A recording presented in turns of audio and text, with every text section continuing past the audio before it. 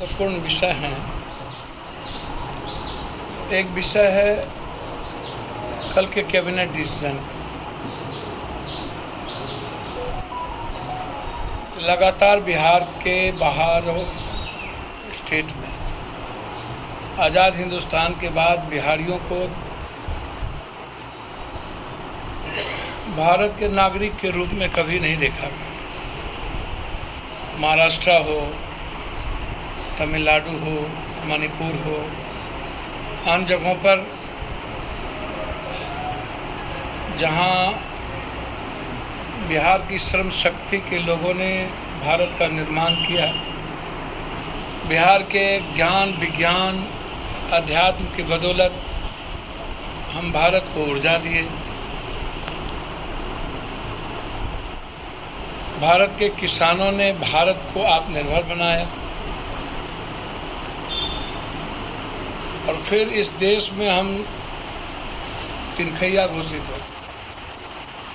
हमेशा गाली गलौज, जूता चप्पल हम पर चलती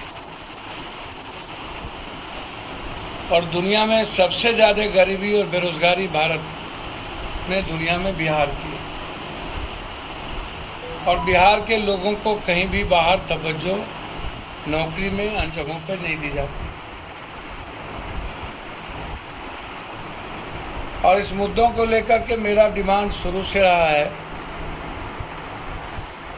कि बाहरी लोगों को आप 10 से 20% से ज़्यादा हमारे ही भारत के, मेरे ही परिवार के लोग हैं, लेकिन हम जब तक उस लायक नहीं होंगे, हम दूसरे भाई की मदद कहाँ से कर पाएंगे। इसीलिए हम 10 से 20% लोगों को आप, बाहर के लोगों को आप समायोजन करिए, उसमें मेरी कोई आपत्ति नहीं है, लेकिन 80% बिहारियों को आपको कंपलसरी नौकरी करना होगा। जिस तरीके से कल कैबिनेट डिसीजन शिक्षक भर्ती में हुआ, मुझको लगता है तब तो सारे बाहर के लोग आकर के यहाँ शिक्षक हो जाए। और ये मैं इस नीति के पक्ष में मैं नहीं हूँ, सरकार से पुनर्विचार की मांग करता हूँ। और ऐसे तरह के अधिकार के लिए हम स्वतंत्र हैं कि बिहार के सारे 14 करोड़ जनता के प्रति हम प्रतिबद्ध हैं, न कि अपनी सरकार के प्रति। सरकार यदि हमारी बातें नहीं मानी तो हम इसको लेकर के पूरे बिहार में आंदोलन भी करेंगे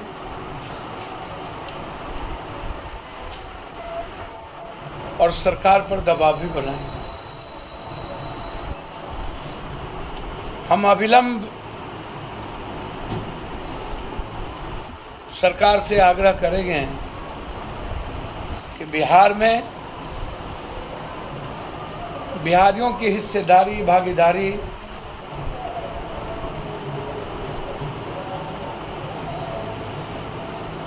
अस्सी 80% करें।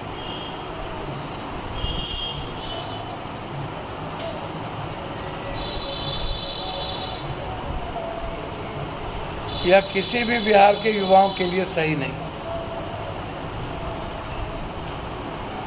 दूसरी तरफ मैं बार बार कहता हूं कि भाजपा की जो सरकार है उसके पास मुद्दों पर चुनाव लड़ने के लिए कोई भी मुद्दे नहीं है। कभी गोधरा, कभी पुलवामा, कभी accidental PM, Bajrangbali, Kashmir file, Kerala story.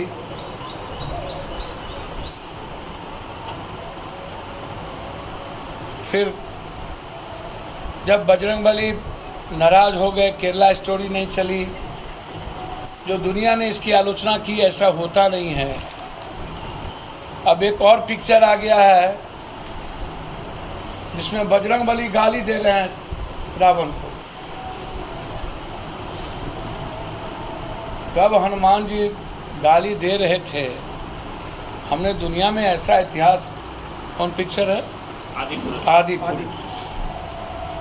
हमने दुनिया में, हे भगवान, मैंने किसी भगवान को, आराध्य को आज तक किसी को गाली देते नहीं देखा, मोहब्बत के रास्ते चला नहीं देखा, इंसानियत, मानवता और रावण के खिलाफ लंका को जलाते देखा, कभी गाली देते मैंने नहीं देखा।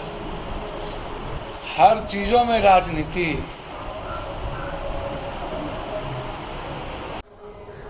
और किसी को आपत्ति नहीं होती यदि संविधान और कानून की बात होती। हर परिवार को अपने फैमिली में अनुशासन बनाने की स्वतंत्रता है। हर समाज को अपने पर्व को अपने तरीके से मनाने की सुविधा है। चौरमल भगवान का, वाल्मीकि का, संत रविदास का, भगवान परशुराम का, कृष्ण का, राम का, रहीम का, नानक का, मोहम्मद का, अपने तरीके। हर समाज के लोग, कश्मीर के लोगों का रहन सहन, खान पान बिल्कुल डिफरेंट है। क्या प्रधानमंत्री जी से मेरा सीधा सवाल है, क्या प्रधानमंत्री जी आपको ये हिम्मत है,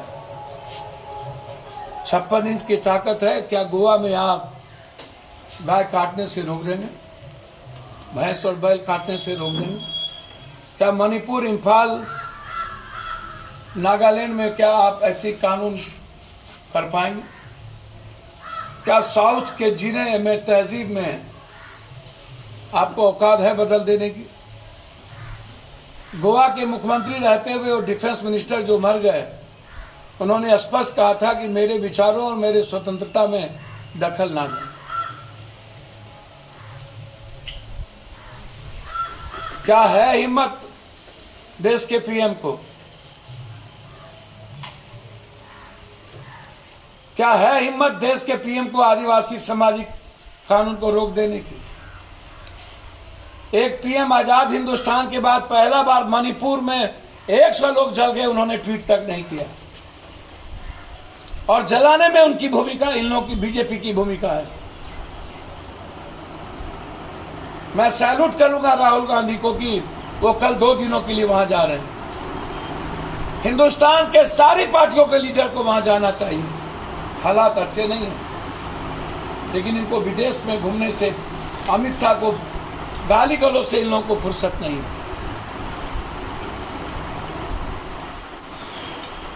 हमेशा कल बिहारियों को, बिहार को जातिवादी कहा है। याद करिए प्रधानमंत्री जी, जब आपको नीच कहा गया था तो आपने नीच शब्द कोई माने में कहा गया, आपने उसको नीच जाति से जोड़ लिया था। आजाद हिंदुस्तान में पहला पीएम होगा जो अपने को 24 घंटा पिछड़ा पिछड़ा पिछड़ा करता है। और हमेशा बीजेपी के लोग कहते हैं ये पिछड़े को गाली दिया।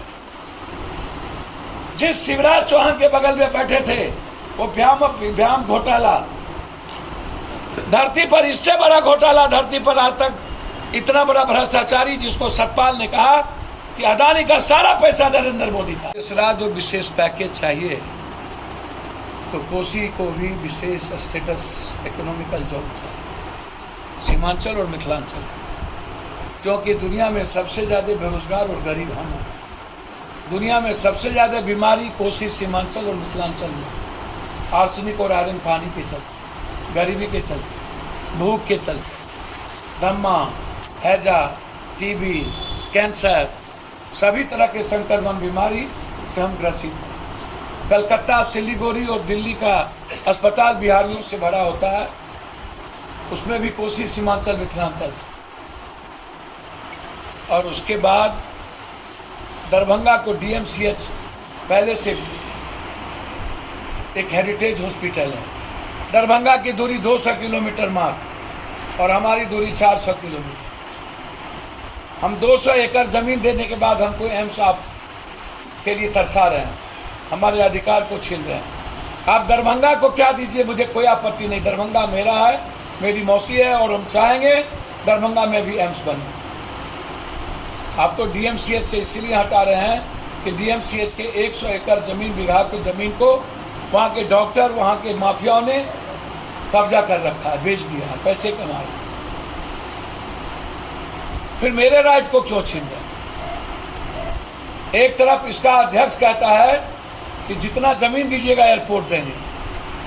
अरे जनाब, 17 साल आपकी डबल इंजन की सरकार थी, आप भागलपुर को एयरपोर्ट नहीं बना सके जहां जमीन है, आप पटना का डेवलपमेंट ना कर सके जहां जमीन है, आप रक्सौल को एयरपोर्ट नहीं बना सके जहां जमीन है, आप बीरपुर को एयरपोर्ट नहीं बना सके जहां जमीन है, आप पूर्णिया को एयरपोर्ट नहीं बना सके जहां जमीन है हिम्मत भागलपुर को एयरपोर्ट बनाने की? सूप बाजे तो बाजे, चलनियों बाजे, आका की औकात नहीं। बड़े मियाँ तो बड़े मियाँ, छोटे मियाँ सुभान अल्लाह। यूपी को 27 एयरपोर्ट और बिहार को एक भी नहीं।